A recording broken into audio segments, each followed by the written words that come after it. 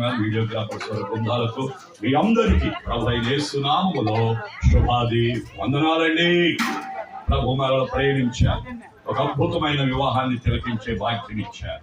ప్రభు కృపను బట్టి ప్రార్థనా పూర్వకంగా ఉండాలి. మాట్లాడేవారు మౌనంగా పనిచేసుకోవాలి, గట్టిగా మాట్లాడకూడదు.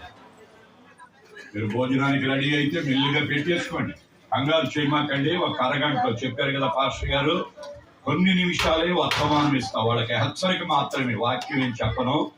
టైం అయిపోయి నాకు ఇచ్చారు మైకు, ఇది ఎంతవరకు మనకి, అందుకని క్లుప్త సందేశం అంటారు. మీకు కావాల్సి వస్తే తీసుకోండి, వీళ్ళకి ఇస్తా. ఎవరికి? సునీల్ కుమార్ గారు, శరణ్య కుమారి గారు, మీరిద్దరికి దేవుని వర్తమానం ఒక మాట ఇస్తా, తీసుకోండి. పూట వివాహం అనగా అర్థం ఏంటో చెప్తా.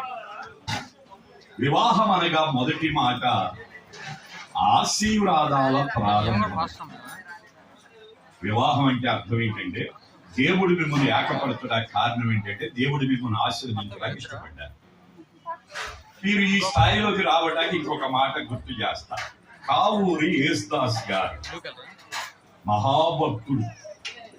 మన ఈ ప్రాతురు గ్రామంలో రాజు గారు ఉన్నారు, ఆయనతో కలిసి పరిచర్యలో వాడబడ్డారు. తర్వాత ఆయన సొంతగా ఇక్కడే పని ప్రారంభించారు.